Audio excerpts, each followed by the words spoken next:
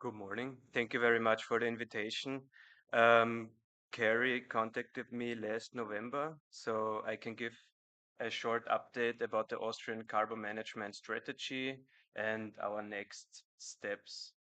Before I get into it, I just want to give you some brief information about Austrian oil and gas activities. So Austria has been exploring hydrocarbons for quite a while, and we have also drilled a lot. There are more than 10,000 exploration, production, and injection wells in Austria. They are focused on the Vienna Basin in the east and on the Molasse zone in the west, close to Linz. And if you look at it on a timeline, here you can see how much we drilled every year to produce hydrocarbons. It's in the thousands of meters. So in the early 50s, we really started drilling, and then it slowly declined over the following decades. And altogether, we drilled for over 9 million meters into our own subsurface. So we have quite some knowledge about our subsurface. So now I will give you a quick overview of our strategy, also about our new CO2 storage law that we're working on right now, and also about our CO2 transport preparations, very early preparations. I work in the climate policy department, so this is a mandatory slide. Why do we even need carbon management? Austria also has a net zero target, and we had our environmental protection agency look at different scenarios. How can we get there? And even in the most ambitious scenario, where we use all our options to abate emissions, there is still about 11 million tons of greenhouse gas emissions left that need to be handled or dealt with by CCS and CDR. And our new government recognizes that. We have a new government since a couple of weeks. And in their work program for the coming 5 years, they agreed upon allowing onshore CO2 storage. The new CCS law is being drafted as of right now, and we expect it to be passed by Parliament by the end of this year. We will, in general, continue implementing measures from our carbon management strategy, which also includes aspects on social acceptance, what we talked about yesterday, and research, and many more points. Our new government also wants to start scaling up carbon dioxide removals in accordance with our climate targets. Our first target for 2030 is that we want to capture and store 500,000 tons of CO2 from 2030 and onwards. And we also started thinking about how can we get our CO2 transport infrastructure up and running, because we probably need a pipeline grid to transport this vast amount of CO2 to the storage sites. And last but not least, we also will start using our public procurement better to kind of raise demand for products with an improved carbon footprint. It's also something the EU, the Commission, is looking at, which means having more demand for green steel or low carbon cement. We published our strategy last year. There's a consensus that this shall not at all deter any other mitigation measures like energy efficiency measures or using more renewables. So the focus is on hard to abate emissions. We decided, I mean, there is a long definition in the strategy, but it pretty much means emissions that cannot be avoided by optimizing or changing a process. And then we also have a list of indicative sectors which include the cement, lime, steel production, and also the waste to energy is hard to abate because we're going to burn waste also beyond the 2050s. So they are within the scope, and also we put an emphasis on scaling up negative emissions. Um, we don't only look at technical things like direct air capture or bio-CCS, but we also included natural sinks because Austria has a lot of forests. We used to have a very big natural sink, but now because of climate change, it has been declining over the last years. And actually, in the year 2023, our sink of 4 million tons turned into a source of CO2 emissions of 6 million tons. So it's quite a big difference. And it's also a big problem for our greenhouse gas accounting and for our climate targets.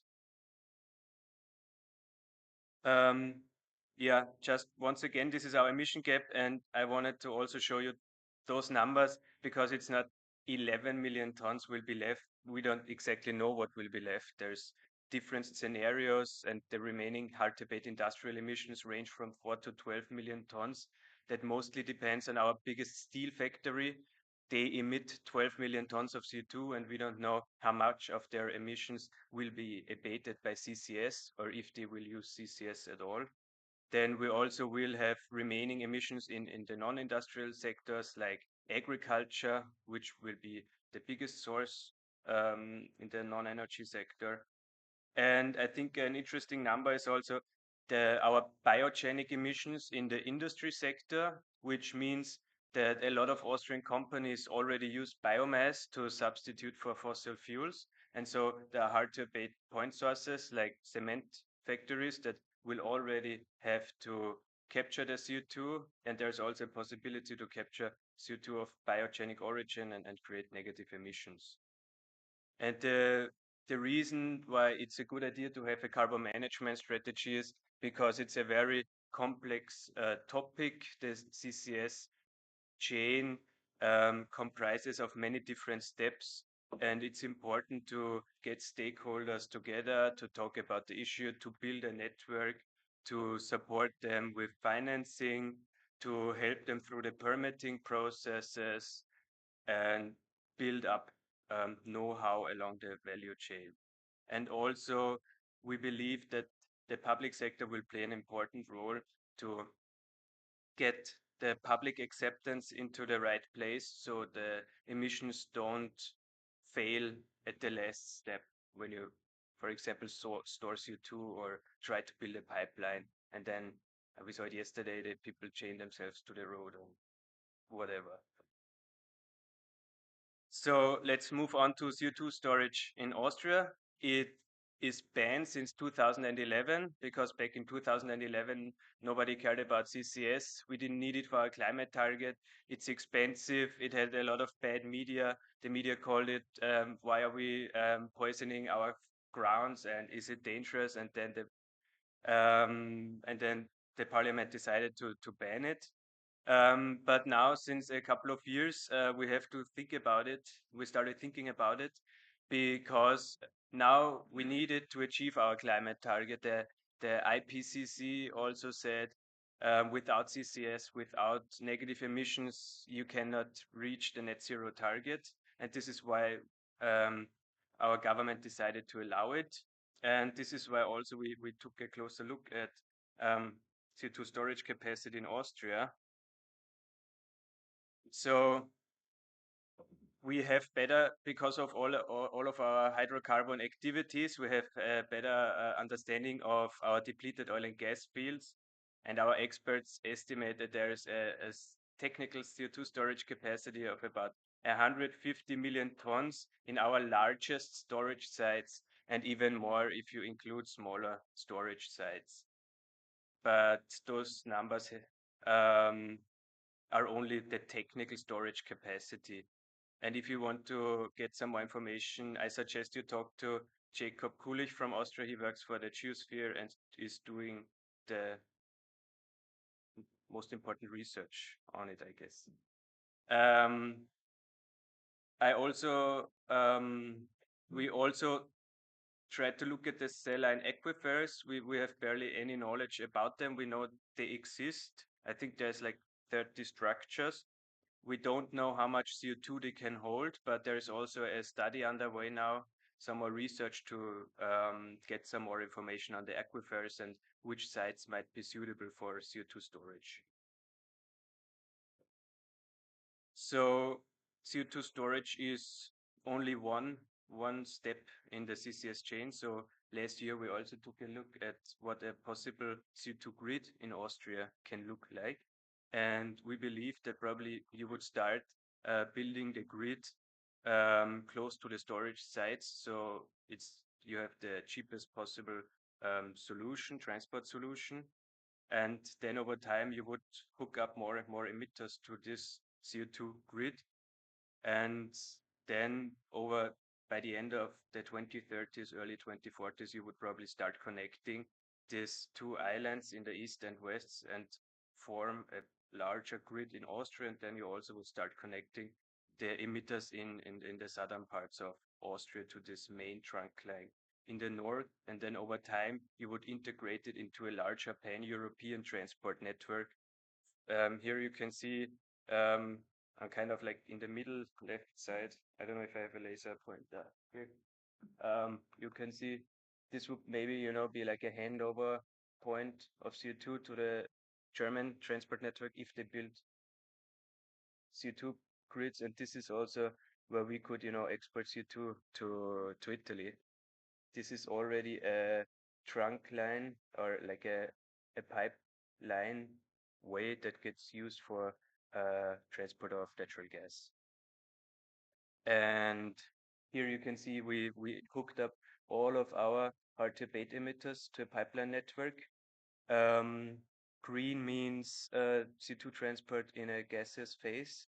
Red means transporting CO2 in a liquid phase, and we would have to rebuild all of our pipelines because existing gas infrastructure does not have the right pressure norm of 150 for liquid gas transport.